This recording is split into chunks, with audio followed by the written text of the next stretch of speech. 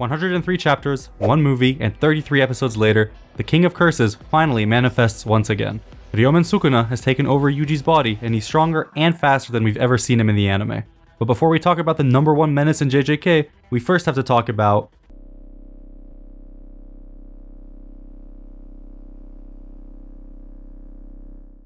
last week we only got a short glimpse of Toji entering Dagon's domain. People got mad over it not having enough narration, or it being not animated well enough, and that Mappa had colossally fumbled the scene. I'm clearly built different, and alongside other, rational, non-lizard brain viewers, correctly guessed that, you know what guys, we gotta calm down for a second, because they're probably gonna reanimate the scene in the next week.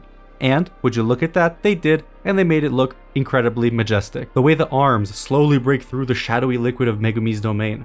The faces of Maki, Megumi, Nanami, and Naobito, as the narrator talks about them directly. The reflection of the glasses. The one that has left it all behind, Toji, enters the domain. This was much better than last week, and I'm glad that this iconic manga scene was done justice in the anime. Toji's agility and speed is something that isn't easy to capture. He's faster than most characters in the verse, and it isn't due to a technique like projection sorcery, rather through raw physical ability. So it's quite hard to sort of depict him as faster than normal, but not because of a technique. It's a fine line, and I think Mappa did a really good job throughout the entire season. The brutal assassination of Gojo, the step towards Ogami that left even sound behind, and now this instant transmission ass move to just appear in front of Maki before snatching away Playful Cloud. One of the most physically strong characters was effortlessly tossed meters into the air by Toji. The hole in the domain is now closed, and they have to put their faith in this mysterious man that no one other than Naobito seems to know. Granny Ogami had died, so how is Toji still able to move around? Given that his body contains absolutely zero cursed energy, the normal weakness of the technique, that being once the grandson in this case runs out of cursed energy, the technique would dispel, this no longer works. Now, Toji remains as a puppet of carnage, baring his fangs towards the strongest around. Basically, it's a feature, not a bug. Dagon thinks nothing of Toji and launches a half-assed attack at him, but Toji just rips through it with Playful Cloud, parting the sea in half, before launching Dagon through the water. And we cut to OP. After the OP, Keiichiro Watanabe returns once again. This guy has given us some of the best looking action animation in the series, and he once again cooks up a 5-star meal with this scene of Toji absolutely thrashing Dagon around. Dynamic movement, fantastic expressions, and some very clean choreography. He just doesn't miss.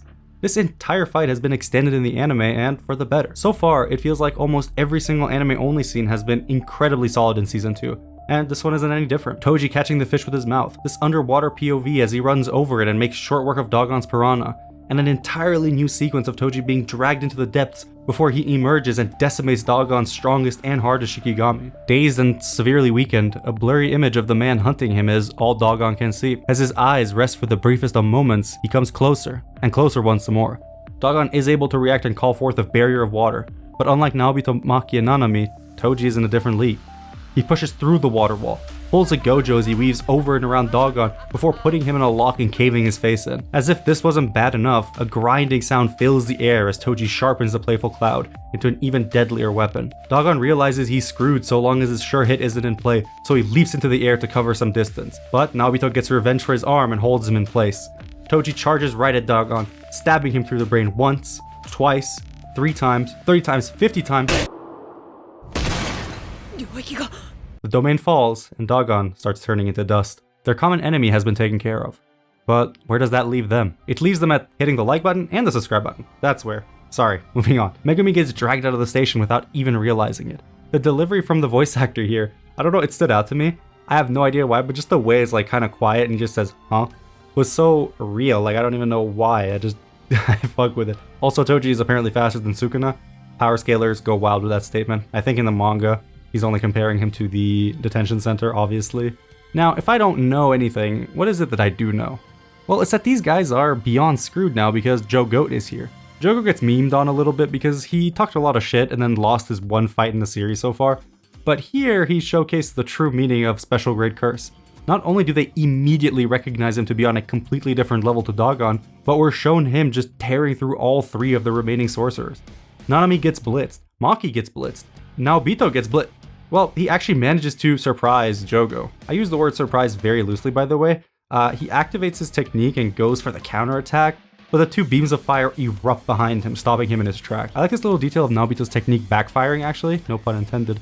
The fire Jogo shoots out breaks the flow of Naobito's projection sorcery, causing him to freeze in place, making him take Jogo's attack in full force and potentially stopping him from ever having had a chance to counter. The explanation from the manga was taken out in the anime. In the manga, it tells us that Naobito was the fastest sorcerer, but that was when he had both of his arms.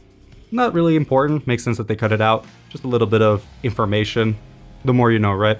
Toji's a menace, but I do think it's time we talk about the number one menace. The mere presence of not Sukuna, but his fingers alone being unsealed is enough to make Jogo sweat as he beelines it to where Itadori is.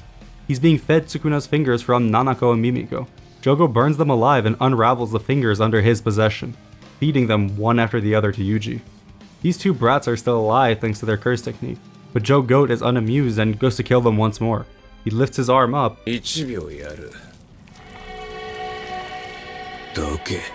I haven't talked about the music much in a while, so let's just bring that back a little bit. The track that plays when Sukuna finally takes full control is haunting, and the sheer aura that this man displays is incomprehensible. We just saw Jogo take out 2 grade 1s and a Maki without so much as a worry.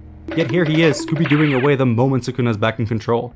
The entire next sequence is sick. Sukuna slowly walking towards them, the music building and building, the anticipation and fear in their faces. Sukuna stops and says, "Your head is a little high, don't you think?" Instinctively, they know what he means. They all kneel. Jogo foolishly doing so only on one knee as a slash barely misses his entire head. Sukuna is menacing, and this episode did him justice. The fear he instills in people, regardless of their strength, is crazy, and the mercilessness at which he dices up the 2 girls is frightening. No one is safe in this universe. To make matters worse, if Jogo can land a single hit onto Sukuna, he would be squarely allied with the Disaster Curses and Fei Geto.